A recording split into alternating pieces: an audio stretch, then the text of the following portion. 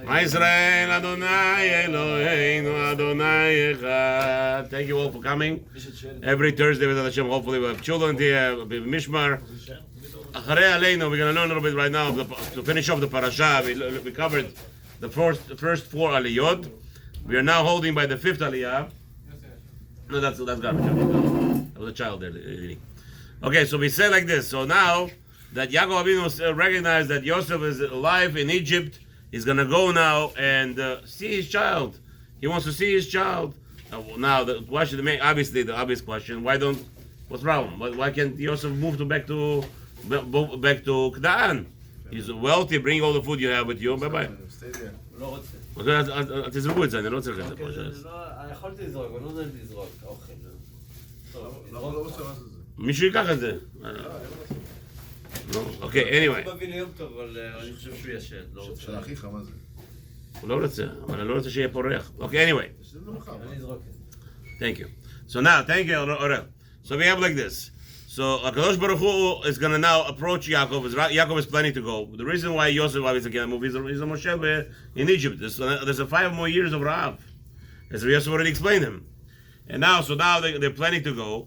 What happens? Yaakov Avinu, of course, how can he go without talking to the boss?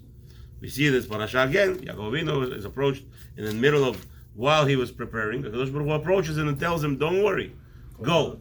I want you to go there. What? No, you don't need korban now. Not yet. First you have to see yourself. First you have to see before you be so too happy. Maybe the Torah does not tell us he brought korbanot. But it's a good question. Maybe you're asking a better question. Why didn't he bring korbanot? Again, so I could tell you, until you see, you don't bring korban. Right? You don't bring a thank you. You don't say to somebody thank you for a gift he didn't give you yet. Okay, first you have to see the gift. Okay. So now HaKadosh Baruch Hu is telling Yaakov, I'm going to be with you. This is the promise of HaKadosh Baruch Hu that he's going down to Mitzrayim with Yaakov Avinu. Alav Shalom, and gives him a blessing. Over there, you're going to become a great nation. Yeah, the Parshat continues. Now the Torah enumerates again, lists the names of Yaakov's children. How many came to Egypt? We're going to find out. 66 with Yaakov. 66. The Torah right now is counting 66 on the way to Egypt. So there's a different cheshbonot. Right now, 66. Yaakov has Yosef and 2 sons already in Egypt. How many is that? 69. So where's the 70? We know that it says that's 70. So somebody gave birth. That's right. Not Yocheved. What? Yocheved? Yeah. Yocheved was born Bekdisa. Right. We don't think about it. Okay. No, I got confused with Sarach Badashar. Okay. Anyway. So that Yocheved was born Besharim. She was born inside the inventory. And therefore, that's why we call that Yaakov came with 70 souls. But right now, we're only going to count, in this parasha, you're going to count 66. As we already told you, Yosef and 2 sons were there, 69, and plus. Now, what happens now? Yaakov sends, V'yishlach Yehuda lifanav. She was telling us a big secret over here. If you want to move to any neighborhood, you have to make sure you have a yeshiva. The Pasuk tells us, V'yishlach Yehuda lifanav. He sent Yehuda. Why did he send Yehuda? To build a yeshiva. Build a building where they're going to sit and learn Torah. That's what yeshiva means. Yeshiva means we're sitting and we're studying one thing, Torah. Yaakov Avinu says we can't move. Some people decide, well, I don't know where they got this from. Oh, I have a business opportunity to go to some hole in America where there is no Chalav Israel. There's nothing there. I want to live there. What do you have to do with you? A Jew has to know he doesn't live anywhere unless there's a yeshiva. Right now in Hollywood, I had to speak today with a very big person. He's a pachdan, he's a multimillionaire, but he's a chicken. Avraham, we have to open the yeshiva in Hollywood. We have to open the yeshiva. So we decided, Rabbi Chagak is here, we're going to do Rabbi Chagak with Rabbi Chagak, yeshiva of Hollywood. We're going to call it Yeshiva of Hollywood. Why not? Yeshiva of Hollywood for boys, Yeshiva of Hollywood for girls. Why not? Make a real yeshiva over here. A yeshiva. You have Rabbi Chagak here. What are you guys waiting for? So he wants somebody to be achra'i. There's going to be somebody to be in charge. Okay? LaHaShem, Rabbi Chagak is here is the best thing. We have to open the yeshiva. So V'yishlach Yaakov et Yehuda lifanav. Why did he send him to open the yeshiva? There is no way we're going to move to Goshen. First, we have to have a building for a yeshiva. Not like today. Today you have people, Rabbi, before you get a building, you understand? Solar was it? No. Before you build a building, Mishael. The main thing, yeshiva, Mishael, main thing is to have a dedication place to learn Torah. Now, Yosef brings his father, and what was Yosef doing? Yaakov came, crying. Yosef is crying, it says. Doesn't say Yaakov is crying. What's Yaakov doing? Everybody knows. We have the famous thing over there. Yaakov Avinu was saying, Shema Yisrael to Hashem. What? What do you? No, זה נכון. Okay. Now, when they went to Paro. מה?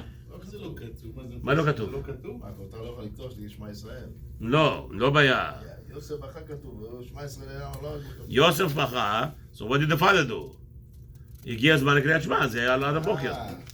זהו, הוא קיים מצווה, היה אבינו, היה מקיים כל מצוות. אז רגע, אז יוסף לא היה לו קריאת שמע? מה? יוסף לא היה קריאת שמע? נו, מה אתה אומר? לא למד תורה. הגלות שלח סמר, למדתי הלכות, הלכות...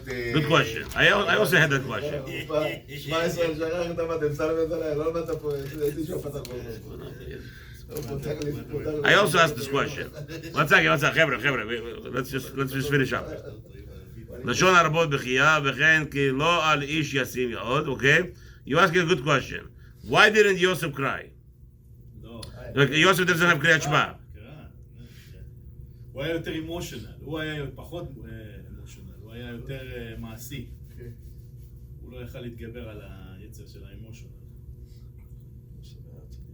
No, רבינו בבחיה argues with everybody. הוא אומר, יעקב היה בוכה. יעקב היה בוכה. הכל. says like this, ויפול על צוואריו, ויבק על צוואריו. עוד. כתב הרמב"ן ז"ל, אין להבין כי יוסף נפל על צווארי אביו, כי לא היה מדרך המוסר, אבל הראוי לנשק את ידיו, או להשתחוות לו. אבל הכל חוזר ליעקב, כי יעקב נפל על צווארו של יוסף ובכה. לא מציאותי שהוא ישתחווה לו, כי הוא מלך. אבל זה אבא. אז מה? לא משנה. העובדה לא משנה, מה השינוי? הכיסא של יוסף, הוא לא יכל לשבת בו. כי זה כיסא של מלך. מלוכה, אתה לא יכול לוותר עליה. אפילו שאבא. אתה לא יכול... איזה זה הבכייה. מלך לא יכול להשתחוות למישהו. אסור לו. So now your question falls off. Who's saying קריאת שמע? We don't know. ברגע שאתה אומר לי יעקב בוכה, so יעקב בוכה, so who's saying it? Nah, listen. Rashi says, what does Rashi say? וכן היא, אוקיי.